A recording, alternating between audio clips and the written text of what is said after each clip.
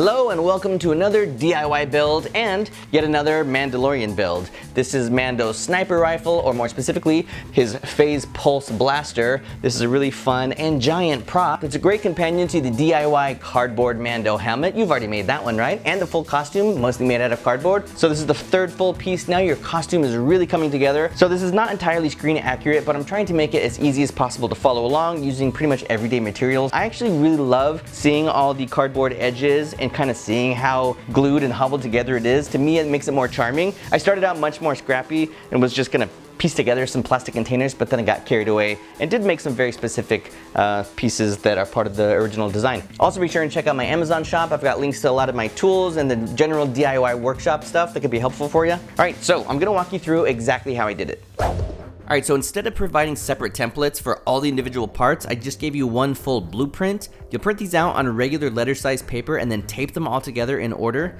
Just make sure to line up the letters. And then the whole thing's gonna end up being 60 inches end to end. This will help us later with all these pieces and the scope and everything, but for now we're gonna focus on these two pipes. So starting with a PVC pipe that I already had, this is 3/4 of an inch wide, and I'll just lay it on here. And then I've got this dowel that's 3/8 of an inch wide. I'm not going to cut the dowel just yet, but I'll start with the PVC by lining up the right end. That way I can see exactly where I want to cut the left end, which is going to be right here where the wooden stock is. So I will just cut that with some PVC cutters. Alright, so now we're going to focus on this back stock piece. We're going to be making it out of several layers of cardboard, so we can take this blueprint and now just cut out this piece only, and that gives us a template for the shape. Alright, so you're going to get some cardboard and you're going to trace this template out 8 times. My cardboard wasn't quite big enough, so I do have folds in here. I just made sure to kind of vary where the folds are so they're not in the same place every single time. That way it won't really matter when I stack them up. But you're going to end up with 8 pieces this size. Alright, and then on the template there's a lighter line that's a little bit smaller. I hadn't done it yet, so I just drew it in here, but you'll see on the download that there's a lighter line. This is so that you can just now cut this smaller piece out, and then you're going to trace this slightly smaller one for 2 more pieces. And these 2 pieces will be on the outer sides. Also, to be a little extra fancy between the small piece and the big pieces, I just curved the end of this middle one, just the tip of it a little bit, just to create a nicer rounded look. Okay, so I'm not going to glue these together just yet because I want to figure out what to do for this trigger and everything else that this is going to attach to right here. I knew that I had a lot of old miscellaneous weapons stored in some of these bins, so I just kind of poked through, looked around to see what I had. I knew between a lot of these plastic beat up guns that I could find something that had the right trigger area, and this one seems to be like the right fit. So I just matched this up on the template and knew it would work if I built stuff up around it. I cut this end off with a hacksaw because I knew I only needed this middle area and the trigger. I took a look at how far this plastic piece would need to overlap into my cardboard stack here. So based on the width, I ended up just cutting a notch out of 6 of them so that this would just kind of fit in really snugly and be sandwiched in between. I also ended up leaving a notch protruding out of 4 of these on the top here so that the PVC pipe would have something to kind of hook onto. So with all of that figured out, it was time for hot glue.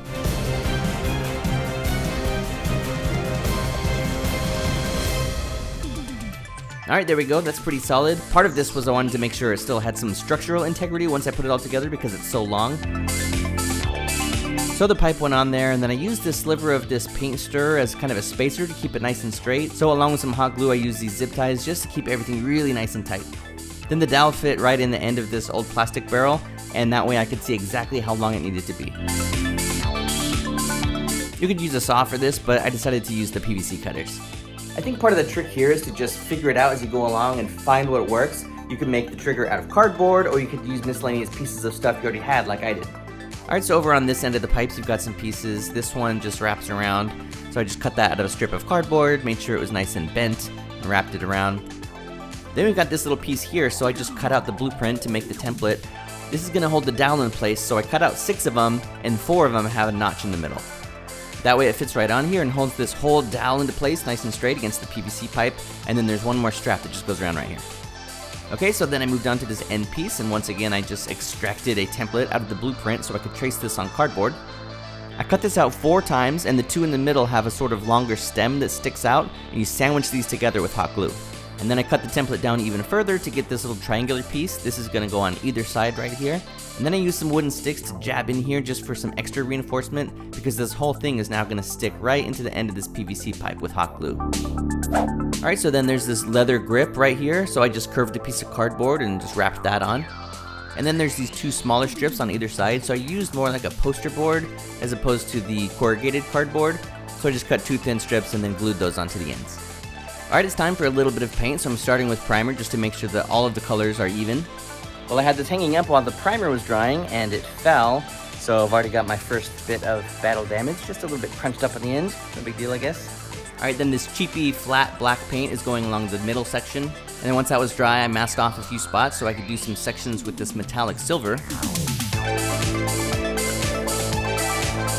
And then for this leather grip, I used a glossy brown spray paint. And then for the back section, I used a slightly lighter shade of brown, and this one's a matte finish. And first I just masked off this little silver area. Okay, so there's a handful of silver straps that go along here, so I just used the blueprint to get the size and see where they go. I'm sure this thin one was supposed to be one continuous piece, but I just did it as two separate pieces. It looks fine. There's another one just like that across the leather grip. Alright, so for this middle section, I'm not going to be totally screen accurate, but if you want to see a really precise version, check out the build on a Kamui cosplay channel. Theirs is incredible, and they're carving EVA foam and using airbrushing and stuff, but mine's going to be much more DIY, starting with getting some plastic containers from the 99-cent store.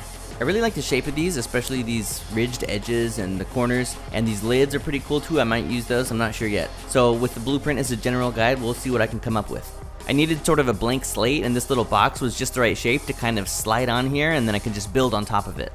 Two of these containers fit together pretty well to create this sort of middle bulky section, so when I cut everything just right, it could slide on here as this next layer.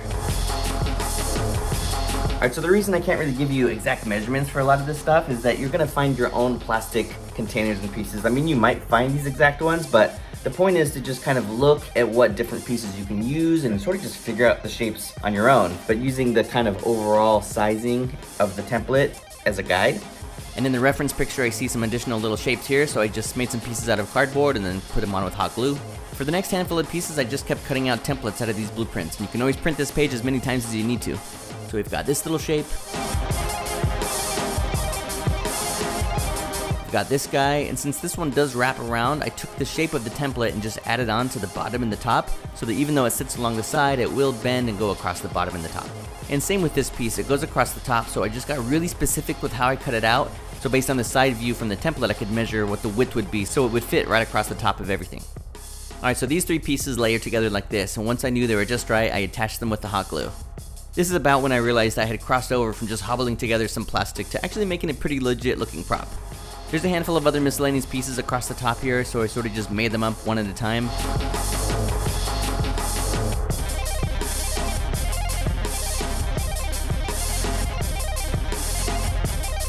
For the front of all these pieces that curved over, I was able to close it off by just kind of tracing it out and making a custom piece that slides on here. So then in front of that, I can make this kind of handle piece, so I just curved a piece of cardboard and put it on like always. That's the top half, and then for the bottom half, I just made another curved piece. And then closed that piece off too. There's this little shape here, which is pretty easy to make out of cardboard, and then all these little tiny strips, which I just cut out and then glued in there. Alright, so this is looking pretty good, turning out even better than I had planned. So now we can spray paint this middle section silver. There's also this little strip here that we're going to spray paint before we attach it. So we'll mask off just this area, and then we will use the primer, followed by the metallic silver.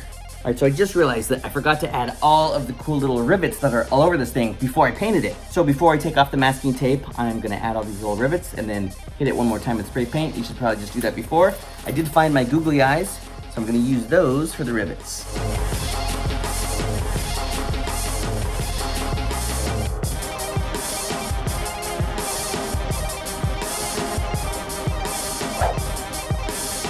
That looks much better, so masking tape off, and I added the rivets to these other few spots too. Here's that silver strip that goes across the top here, and then I also added these two wraparound black strips here.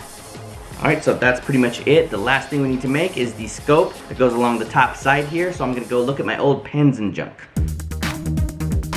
So I just kind of look through what I have and see what fits. If you wanted to keep it super basic, you could just throw an old flashlight on here, but I am going to make something out of these big markers. So I cut two of them in half with a hacksaw so they'd be just the right length, and then I taped them together to form the base.